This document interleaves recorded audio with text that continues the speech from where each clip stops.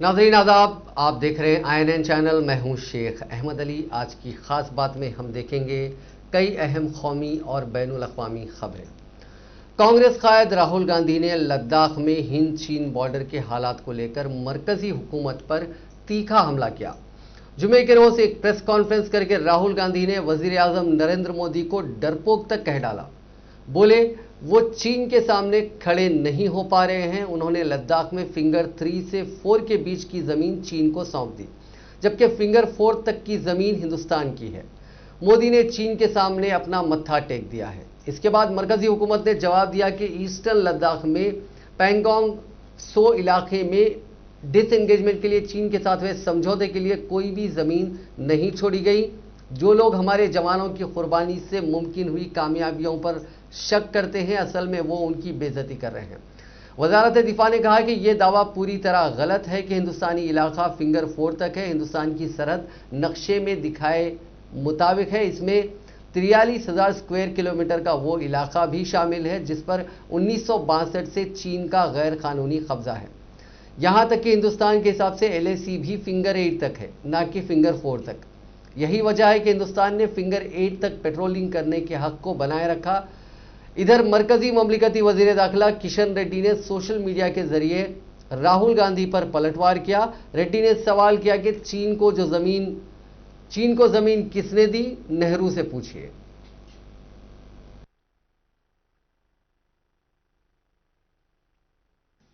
Look, let's get it straight. First of all, there was no strategic advantage. The Chinese were in our land. The Chinese were in Depsang, they were in Pangong. Our soldiers risked everything they had to go to Kailash ranges. That's where the strategic advantage, if any, arose. Now the Prime Minister has given back the land. Status quo ante is irrelevant.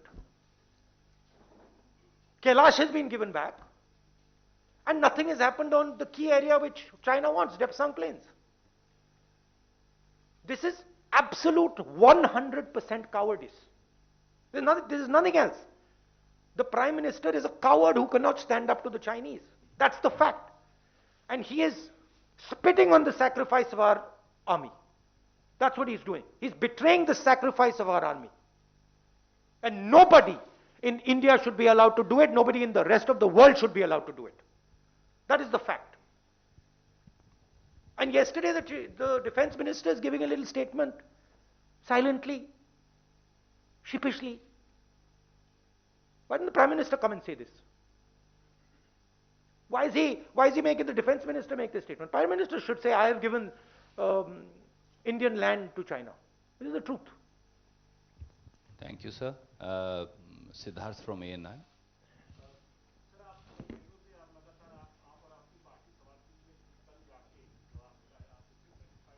नहीं sorry, आप किस पे जवाब पूछ रहे हैं?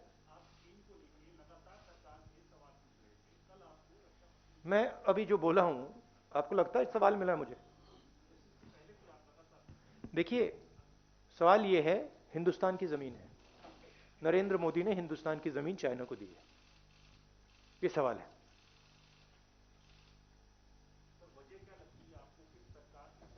वजह है कि नरेंद्र मोदी राजस्थान के 2 दिन के दौरे पर पहुंचे राहुल गांधी ने आज पीलीबंग में किसान महापंचायत की।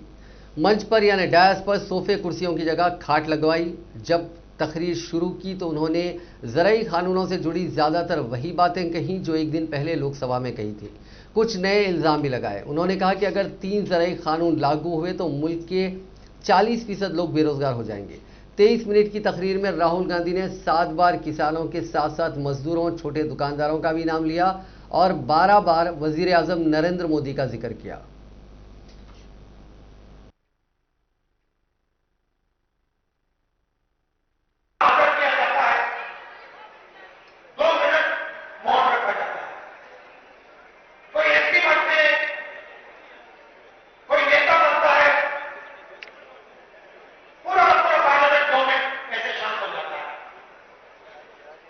सेना के लोग बनते हैं, शहीद होते हैं,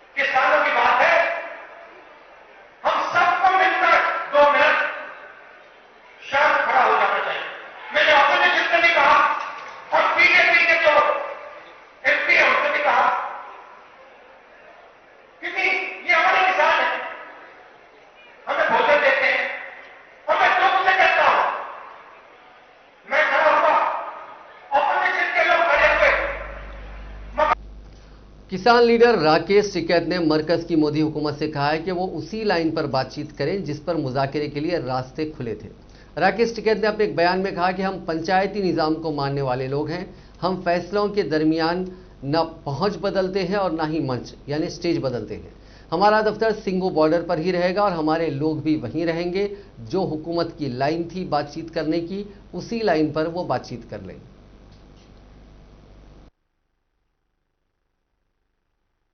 सभा तो करनी पड़ती है सभाएं, क्योंकि ये पूरे देश के किसानों का मसला है।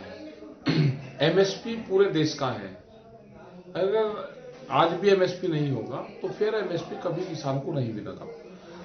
कानून जिस हिसाब से बन रहे हैं और एमएसपी है नहीं तो किसान पूर्ण रूप से बर्बाद होगा। आधे में अपनी फसल को बेचेगा, लूटेगा। तो हमारी सरकार से ये है कि सरकार किसानों से बातचीत करे, एमएसपी पे कानून बनाए, 3 बिलों को वापसी ले। ये हमारी डिमांड है। स्वामीनाथन कमेटी की रिपोर्ट को लागू करें और जो चीजें होंगे, मसले जो होंगे, उन पे कमेटियां बना दें, वो बैठ के बात करेंगे। किसान ही क्या घर वापसी याद लग रहा, ये किसान भी यही रहेगा। जो मोर्चा है उसको मजबूत रखेंगे, उसको मजबूत करेंगे और पूरे देश में जाएंगे। हम महाराष्ट्र में है, तो इन सब जगह सभाएं हैं, उत्तर प्रदेश में है, बाहर भी जाएंगे, सब जगह पूरा जो लोग हैं वो सब जगह जाएंगे। यही है ना कि इशू जो एमएसपी का इशू है वो बड़ा इशू है, पूरे देश का मामला है। 3 बिल है, इसमें बड़ा मामला है 3 बिल कि गोदाम बन गए। सुप्रीम कोर्ट ने फेक न्यूज, नफरत आमेज खबरों और मुल्क मुखालिफ मवाद पर रोक लगाने के लिए निज़ाम तैयार करने की अर्जी पर ट्विटर और मरकजी हुकूमत को नोटिस जारी किया है। मामले को एक दीगर अर्जी के साथ मुंसलिक कर दिया गया। ट्विटर पर निगरानी के लिए सुप्रीम कोर्ट में मई 2020 में एक अर्जी दायर की गई थी, जिसमें ट्विटर पर मवाद की जांच करने के लिए एक सिस्टम तैयार करने का मुतालबा किया गया था। अर्जी में कहा गया है कि फर्जी खबरों और फेक अकाउंट से इश्तियाल अंगेज पैगामात के जरिए माशरे में नफरत फैलाई जा रही है। यह अर्जी बीजेपी लीडर विनीत गोयनका ने दायर की। अर्जी गुजार ने कहा कि मशहूर अफराद और मौजूद शख्सियात के नाम पर सैकड़ों फर्जी ट्विटर हैंडल और बोगस फेसबुक अकाउंट मौजूद हैं। दरखास्त में यह भी कहा गया है कि फर्जी ट्विटर हैंडल और फेसबुक अकाउंट्स आईनी अफसरान और मशहूर शहरियों की असल तस्वीर इस्तेमाल करते हैं। यही वजह है कि आम लोग ट्विटर हैंडल और फेसबुक अकाउंट से जारी करदा ऐसे पैगामात पर यकीन कर लेते हैं। उधर माइक्रो ब्लॉगिंग साइट ट्विटर बेशतर ममालिक में सरकार और ओहदेदारों के ऑनलाइन अकाउंट्स की शिनाख्त करेगा। ट्विटर ने जुमेरात को जारी एक बयान में कहा था कि अगस्त 2020 में हमने 2 इजाफी ज़मरे में अकाउंट्स को वुसअत दी है। पहला अहम सरकारी ओहदेदारों के अकाउंट्स और दूसरा रियासत से वाबस्ता मीडिया इदारों से मुतालिक अकाउंट्स। इस इब्तदाई कार्रवाई में अक़वाम मुत्तहिदा की सलामती काउंसिल के 5 मुस्तकिल मेंबरों में नुमाइंदगी करने वाले ममालिक के अकाउंट शामिल हैं। कंपनी ने अपने बयान में बताया कि ट्विटर 17 फरवरी से G7 कंट्रीज में इसको वुसअत देगा। गुज़िश्ता साल अगस्त में ट्विटर ने पहले मरहले में चीन, फ्रांस, रूस, बरतानिया और अमेरिका के ऑनलाइन कॉमन अकाउंट्स की शिनाख्त की थी। अगले हफ्ते दूसरे मरहले में कनाडा, क्यूबा, इक्वेडोर, मिस्र, जर्मनी और दीगर ममालिक के अकाउंट्स की निशानदही की जाएगी। वहीं ज़राए के मुताबिक मरकजी हुकूमत ने ट्विटर को नफरत फैलाने वाले और फर्जी खबरें फैलाने वाले 1435 अकाउंट्स की जानकारी दी थी। इनमें से 1398 अकाउंट्स ब्लॉक किए जा चुके हैं। इनमें 257 अकाउंट्स ऐसे भी थे जिनके जरिए #फार्मर जेनोसाइड जैसे मुहिम चलाई जा रही थी। इनमें से 220 अकाउंट्स को ट्विटर ने ब्लॉक कर दिया है। वजीर फाइनेंस निर्मला सीतारमण राज्यसभा में बजट पर बहस का जवाब दे चुकी हैं। इस दौरान बजट की खूबियां गिनाने के साथ ही वजीर फाइनेंस ने अपोजिशन पर भी निशाना साधा। उन्होंने दामाद लफ्ज का इस्तेमाल कर कांग्रेस पर तंज कसा। इस पर अपोजिशन ने एतराज जताया तो सीतारमण को सफाई देनी पड़ी। क्रोनी कैपिटलिस्ट के लिए काम करने के इल्जामों पर वजीर फाइनेंस ने कहा कि अगस्त 2016 से जनवरी 2020 के बीच यूपीआई के जरिए डिजिटल ट्रांजैक्शंस की तादाद 3,60,000 करोड़ से ज्यादा पहुंच गई। वजीर फाइनेंस ने सवाल करते हुए कहा कि यूपीआई का इस्तेमाल किसने किया? क्या अमीरों ने किया? नहीं, मिडिल क्लास और छोटे कारोबारियों ने किया। तब ये लोग कौन हैं? क्या सरकार अमीरों को फायदा पहुंचाने के लिए यूपीआई क्रिएट कर रही है? क्या कुछ दामादों के लिए? नहीं। वजीर फाइनेंस ने आगे कहा कि मुद्रा योजना के तहत 27,000 करोड़ से ज्यादा के लोन दिए गए। इस योजना का फायदा किसने लिया? क्या दामादों ने लिया? वजीर फाइनेंस के इस कमेंट पर अपोजिशन ने एतराज जताया तो उन्होंने सफाई दी। वजीर फाइनेंस बोली कि मुझे नहीं लगता कि दामाद कांग्रेस का ट्रेडमार्क है। दामाद हर घर में होता है, लेकिन कांग्रेस में ये एक स्पेशल नाम है।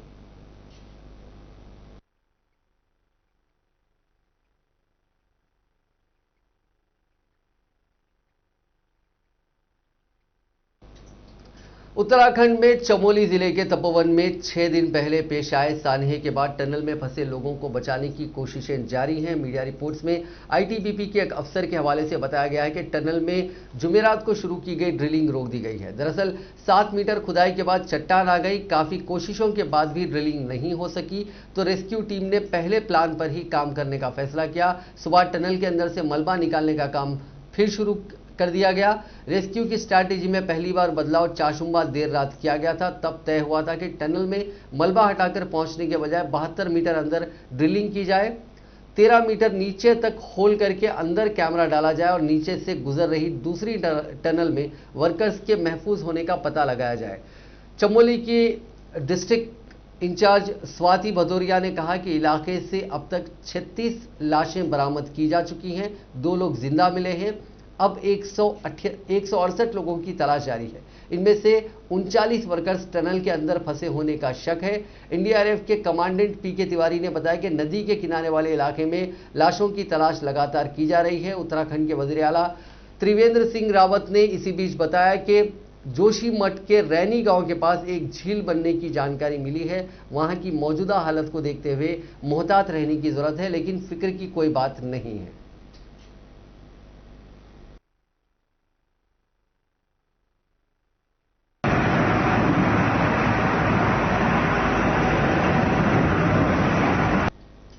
दिल्ली के मंगोलपुरी इलाके में एक नौजवान का चाकू मारकर कत्ल कर दिया गया। अब इस मामले में अलग अलग दावे किए जा रहे हैं।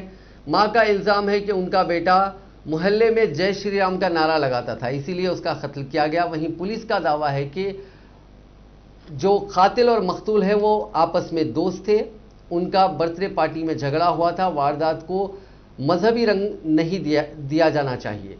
मरने वाले का नाम रिंकू शर्मा है, वो बजरंग दल का वर्कर बताया जा रहा है। रिंकू के खानदान का यह भी दावा है कि इससे पहले रिंकू ने पिछले साल 5 अगस्त को इलाके में श्री राम रैली निकाली थी, तब भी मुलजिमीन की तरफ से एतराज जताया गया था। पुलिस का कहना है कि रिंकू अपने दोस्त की बर्थडे पार्टी में गया था, वहां दोस्तों से उसका झगड़ा हो गया। घर लौटते वक्त चाकू मारकर उसका कत्ल कर दिया गया। आउटर दिल्ली पुलिस डीसीपी ए कोन का कहना है कि सभी लोग एक ही इलाके के रहने वाले हैं और एक दूसरे को जानते हैं। 4 मुलजिमीन को गिरफ्तार किया गया है। इनके नाम जाहिद, मेहताब, दानिश और इस्लाम है। इस वारदात को कम्युनल रंग दिए जाने के बाद मामला तूल पकड़ रहा है। सोशल मीडिया पर #justice for Rinku Sharma, #Hindu lives matter trend कर रहा है। एक्ट्रेस कंगना रनावत ने एक यूजर के पोस्ट को रीपोस्ट करते हुए लिखा, सॉरी हम नाकाम हो गए। कंगना ने एक दूसरे पोस्ट को रीपोस्ट करते हुए लिखा कि उस वालिद के दर्द को महसूस करो और अपने बच्चों या फैमिली मेंबर्स के बारे में सोचो। एक और दिन एक और हिंदू की सिर्फ जय श्री राम कहने पर लिंचिंग की गई। उत्तर प्रदेश की योगी हुकूमत की राह पर चलते हुए मध्य प्रदेश की शिवराज सिंह हुकूमत ने भी जनवरी माह में लव जिहाद के खिलाफ कानून रियासत में नाफिज कर दिया था और इसके बाद कई मामले दर्ज हो चुके हैं। बताया जाता है कि इस कानून को मध्य प्रदेश में नाफिज हुए 23 दिन ही गुजरे हैं और लव जिहाद कानून के तहत मुख्तलिफ इलाकों में 23 FIR दर्ज की गई हैं। यह जानकारी मध्य प्रदेश के वजीर दाखिला निरोत्तम मिश्रा ने दी। उन्होंने मीडिया को बताया कि जनवरी महीने में नाफिज किए गए इंसदाद मजहब तब्दील ऑर्डिनेंस के तहत अब तक सबसे ज्यादा केसेस राजधानी भोपाल में दर्ज किए गए। निरोत्तम मिश्रा ने इस सिलसिले में तफसील पेश करते हुए कहा कि मामले मध्य प्रदेश की मजहबी आज़ादी ऑर्डिनेंस 2020 के तहत दर्ज किए गए। इसके तहत भोपाल इलाके में सबसे ज्यादा 7 मामले दर्ज हुए हैं और उसके बाद इंदौर का नंबर आता है जहां 5 केसेस दर्ज हुए। वाज़ेह है कि मध्य प्रदेश हुकूमत ने जबरी मजहबी तब्दीली को रोकने के लिए मजहबी आज़ादी ऑर्डिनेंस 2020 नाफिज करने का ऐलान जनवरी में किया था। इसके तहत धमकी, जबरदस्ती, झूठ बोलकर और धोखा देकर शादी के लिए मजहब तब्दील कराने पर सख्त सजा का इंतजाम है। कुछ मामलों में इस कानून के तहत 10 साल की सजाए कैद का भी इंतजाम किया गया है। तमिलनाडु के विरुधन नगर की एक पटाखा फैक्ट्री में आज दोपहर आग लग गई। हादसे में 6 लोगों के झुलसने से मौत हो गई। वहीं 10 लोग जख्मी बताए जा रहे हैं। जख्मियों को इलाज के लिए नजदीकी अस्पताल ले जाया गया। आग पर काबू पाने की कोशिश की जा रही थी। पुलिस के मुताबिक केमिकल मिक्स करने के दौरान आग लगी। मौके पर फायर ब्रिगेड की 10 गाड़ियां और रेस्क्यू टीम पहुंची। वजीर आजम नरेंद्र मोदी और कांग्रेस कायद राहुल गांधी ने हादसे पर दुख जाहिर किया।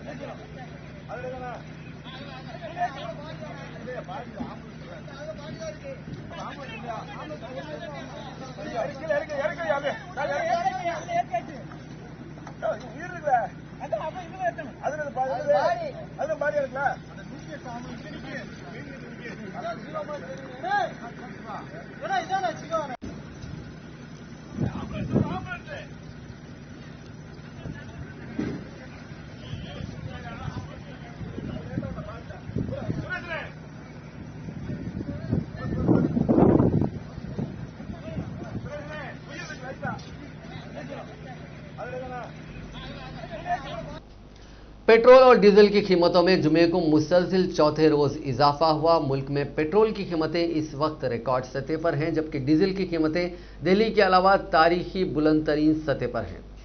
30 पैसे के इजाफे के साथ आज हैदराबाद में फी लीटर पेट्रोल की कीमत 91 रुपीज 65 पैसा हो गई है। इसी तरह 39 पैसे के इजाफे के साथ डीजल की कीमत 85 रुपीज 50 पैसा फी लीटर हो गई है। आपको बता देंगे पिछले 4 दिनों में पेट्रोल की कीमत में 1 रुपया 23 पैसे फी लीटर का इजाफा हुआ, जबकि डीजल 1 रुपया 36 पैसे फी लीटर महंगा हुआ है। साबिक चीफ जस्टिस रंजन गोगोई को जब राज्यसभा की सीट मिली थी तो खूब हंगामा हुआ था। उन पर तरह तरह के इल्जाम तो आयद किए ही गए थे। साथ ही अपोजिशन पार्टियों का यह भी कहना था कि अदलिया और सियासत का यह मेल मुल्क के लिए नुकसानदा है। रंजन गोगोई पर यह भी इल्जाम लगाया गया कि उन्हें राज्यसभा सीट अयोध्या और राफेल से मुतालिक फैसले सुनाने के इनाम में मिली है। इस ताल्लुक से पहली बार उन्होंने अपनी खामोशी तोड़ी और ऐसे सभी इल्जामात को पूरी तरह से मुस्तरद कर दिया। एक अंग्रेजी चैनल को दिए गए इंटरव्यू में साबिक चीफ जस्टिस रंजन गोगोई ने राम मंदिर, राफेल माहिदा समेत अपने चीफ जस्टिस रहते हुए किए गए फैसलों पर खुलकर बात की। उन्होंने कहा कि मैंने सोचा था कि राज्यसभा जाकर कुछ तामीरी काम करूंगा। रिटायरमेंट के 1 साल के अंदर मोदी हुकूमत की जानिब से राज्यसभा भेजे जाने पर गोगोई ने कहा कि मुझे इस बात की परवाह नहीं है कि मुझे किस पार्टी ने भेजा है। मेरे पास कोई इंतखाबी हल्का नहीं है, पूरा मुल्क मेरे लिए इंतखाबी हल्का है। अयोध्या अराजी तनाज़ा यानी राम जन्मभूमि मामले पर दिए गए फैसले के ताल्लुक से रंजन गोगोई ने कहा कि लोग राम जन्मभूमि फैसले को मोदी हुकूमत की सबसे बड़ी कामयाबी के तौर पर देखते हैं। ये लोग एक अदालती हुक्म और एक सियासी फैसले के दरमियान बारीक फर्क नहीं देख पाते। उन्होंने मजीद कहा कि अदालत का हुक्म एक फरीक के लिए फायदा वाला होगा तो दूसरे के लिए जानिबदारी वाला होगा। जिस लम्हा आप फैसला सुनाते हैं उसी लम्हा जज के दुश्मन भी बन जाते हैं। राफेल के ताल्लुक से सुनाए गए फैसले पर हुए तनाज़े के बारे में भी रंजन गोगोई ने अपनी बात लोगों के सामने रखी। उन्होंने कहा कि बातें करना आसान है, लेकिन जब आप चीफ जस्टिस की कुर्सी पर बैठते हैं तब मुश्किल होती है। उन्होंने कहा कि अगर उनकी नीयत सही है तो फिर कितनी भी तनकीदें हों उससे फर्क नहीं पड़ता। रंजन गोगोई ने मजीद कहा कि राफेल केस बेहद आसान था, सवाल जहाज़ों की खरीद को लेकर था। क्या हम जहाज़ खरीदने के लिए भी वही अमल इख्तियार करेंगे जो एक बिल्डिंग बनाने के लिए इख्तियार करते हैं? वेस्ट बंगाल की वज़ीर आला ममता बनर्जी को अब तक का सबसे बड़ा झटका लगा है। उनके बेहद करीबी और टीएमसी के राज्यसभा एमपी दिनेश त्रिवेदी ने बजट सेशन के दौरान खुद के इस्तीफा का ऐलान कर दिया। वो पिछले कुछ वक्त से पार्टी से दूरी बनाकर चल रहे थे। यूपीए की हुकूमत में वजीर रेलवेज रहे त्रिवेदी ने ऐवान की कार्रवाई के दौरान कहा, मेरे बंगाल में अत्याचार यानी जुल्म बढ़ रहा है, तशद्दुद बढ़ रहा है और मैं कुछ नहीं कर पा रहा हूं। मुझे यहां बैठे बैठे अजीब सा लग रहा है। मेरी अंतरात्मा मुझसे बोल रही है कि अगर मैं कुछ नहीं कर पा रहा हूं तो मुझे इस्तीफा दे देना चाहिए। पहले बस 2 मिनट। माननीय प्रधानमंत्री और गुलाम नबी आजाद दोनों एक सत्ता पक्ष एक विपक्ष, मगर अपनी भावना देश के लिए थी। सर, आज मेरे जीवन में भी ऐसी घड़ी आई है। वो जब रेल मंत्री थे सर, उस दिन भी मेरे जीवन में ऐसी ही घड़ी आई थी, जब निर्णय करना पड़ा कि देश बड़ा है, पक्ष बड़ा है, कि खुद अपने आप बड़े हो। मेरे गुरुजन, मेरे हाँ 2 मिनट सर, मेरे सर, हम ज्यादा बोलते नहीं है कभी। जानता हूं, मैं जानता हूं, पर चूंकि मेरे सर गुरुजन, मेरे माँ बाप, जब मुझे बेस्ट पार्लियामेंट का अवार्ड मिला था तभी भी मैंने ये कहा था कि मुझे उस लायक बनाया।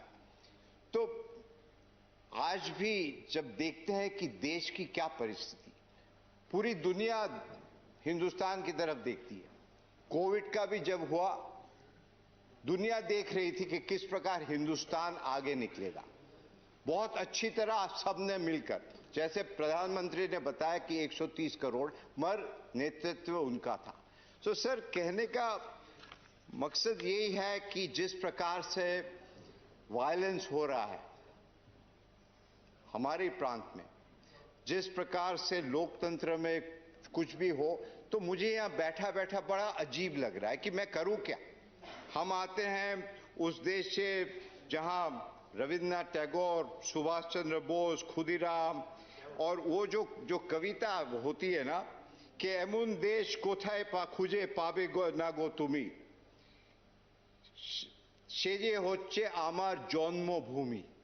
असल में हम जन्मभूमि के लिए ही है और कुछ नहीं। और मुझसे ये दुनिया में कोरोना मरीजों का आंकड़ा 10 करोड़ 84 लाख से ज्यादा हो गया। 8 करोड़ 3 लाख से ज्यादा लोग ठीक हो चुके हैं। अब तक 23 लाख 80 हजार से ज्यादा लोग अपनी जान गंवा चुके हैं। ये आंकड़े worldometers.info वेबसाइट के मुताबिक हैं। इसी बीच अमेरिकी सदर जो बाइडेन ने एक बार फिर मुल्क के लोगों से मास्क लगाने की अपील की। इस दौरान उन्होंने साबिक सदर डोनाल्ड ट्रंप पर जिम्मेदारी ना निभाने का इल्जाम भी लगाया। बाइडेन जुमेरात को नेशनल इंस्टीट्यूट ऑफ हेल्थ पहुंचे और वहां के स्टाफ से मुलाकात की। इस दौरान उन्होंने कहा कि अमेरिका ने 2 करोड़ वैक्सीन का ऑर्डर दे दिया है।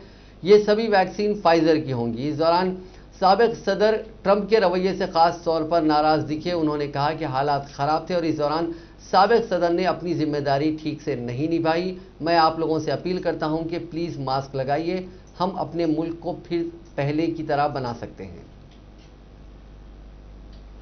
हिंदुस्तान में कोरोना के नए केसेस और मौत में तेजी से गिरावट जारी है। अच्छी खबर यह है कि मुल्क के 741 जिलों में से 622 जिले ऐसे हैं जहां पिछले 7 दिन से कोरोना से होने वाली कोई मौत दर्ज नहीं की गई।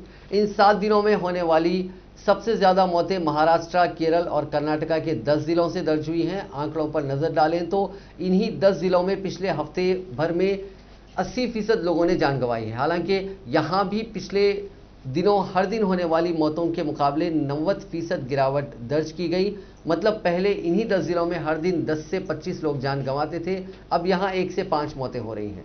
आंकड़ों के मुताबिक पिछले 7 दिनों के अंदर मुल्क भर में कोरोना के 527 लोगों की मौत हुई है। इनमें करीब 425 मौतें महाराष्ट्र, केरल और कर्नाटका में हुई। इसमें भी महाराष्ट्र के मुंबई, पुणे, नागपुर, ठाणे, केरल के तिरुवनंतपुरम, एर्नाकुलम, कोझिकोड, कोल्लम और कर्नाटका के बेंगलुरु में सबसे ज्यादा लोगों ने जान गंवाई है।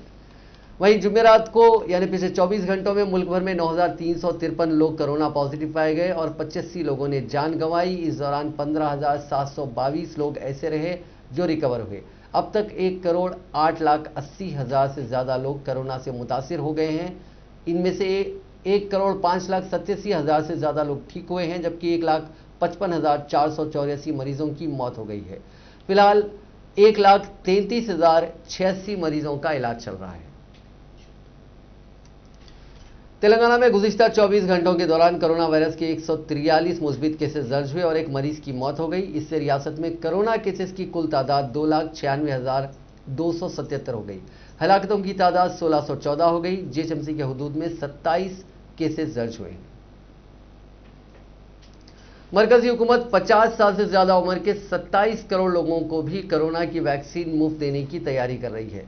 उन्हें मार्च के बीच में टीका लगाने शुरू होंगे। वज़ीर-ए-आज़म नरेंद्र मोदी इसी महीने सभी वज़राए आला के साथ एक स्ट्रैटेजिक मीटिंग करेंगे। मरकजी हुकूमत के ज़राए के मुताबिक 50 साल से ज्यादा उम्र के 27 करोड़ लोगों को जुलाई तक टीके लगाने का निशाना रखा गया है। वज़ीर आज़म और वज़राए आला के इजलास में इस बात पर बहस होगी कि वैक्सीनेशन का कितना खर्च मरकजी हुकूमत देगा और कितना रियासतें देंगी।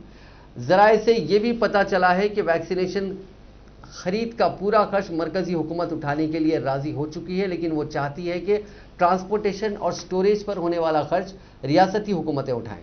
वज़ीर आज़म मोदी के इजलास के बाद नेशनल एक्सपर्ट ग्रुप यानी national expert group on vaccine administration for कोविड-19 आखिरी फैसला लेगा। 1 फरवरी को पेश मरकजी बजट में वैक्सीन के लिए 35,000 करोड़ रुपए का ऐलान किया गया था।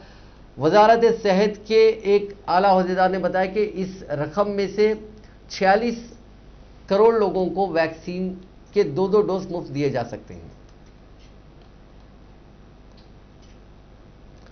नरेंद्र मोदी हुकूमत बड़े पैमाने पर सरकारी कंपनियों का डिसइन्वेस्टमेंट करने जा रही है। इस साल 23 कंपनियों को बेचने की मंजूरी दी जा चुकी है। 2019 के पब्लिक एंटरप्राइजेस सर्वे के मुताबिक हिंदुस्तान में 348 सरकारी कंपनियां हैं। नीति आयोग ऐसी कंपनियों की लिस्ट बना रही है जिन्हें बेचा जाना है। इसमें बैंक और इंश्योरेंस कंपनियां भी शामिल हैं। एक्सपर्ट्स का मानना है कि अगले कुछ सालों में सरकारी कंपनियों की तादाद सिमटकर महज 2 दर्जन बचेगी। ऐसा होने पर ओबीसी यानी other backward classes, schedule caste और शेड्यूल ट्राइब के उन नौजवानों के सामने चुनौती खड़ी होगी जिन्हें सरकारी नौकरियों में अब तक 49.5% तक रिजर्वेशन मिलता था। मुल्क की दूसरी सबसे बड़ी fuel retailer company Bharat petroleum BPCL इसकी सबसे बड़ी मिसाल है। मोदी हुकूमत बीपीसीएल की 53.3% हिस्सेदारी बेचने की तैयारी में है। यहां 1 जनवरी 2019 तक 11,894 मुलाजिमीन काम कर रहे थे। इनमें वीकर सेक्शंस के यानी ओबीसीज के 2042, एससीज के 1921 और एसटीज के 743 अफराद हैं। इनमें से 90% से ज्यादा भर्तियां रिजर्वेशन के तहत हुई थी।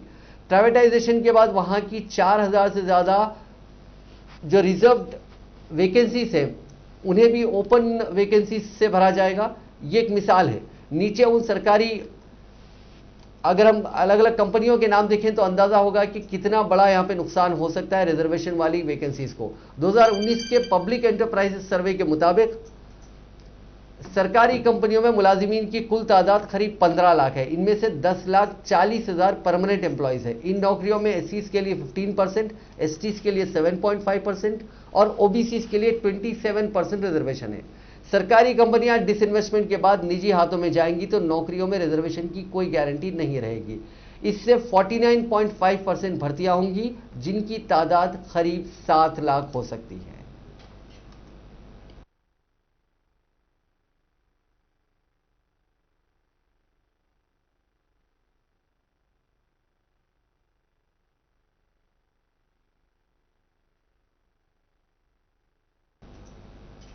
नाज़रीन, आज की खास बात में बस इतना ही। आपसे कल मुलाकात होगी नई खबरों के साथ, नए एनालिसिस के साथ। फिलहाल दीजिए इजाजत। खुदा हाफिज़।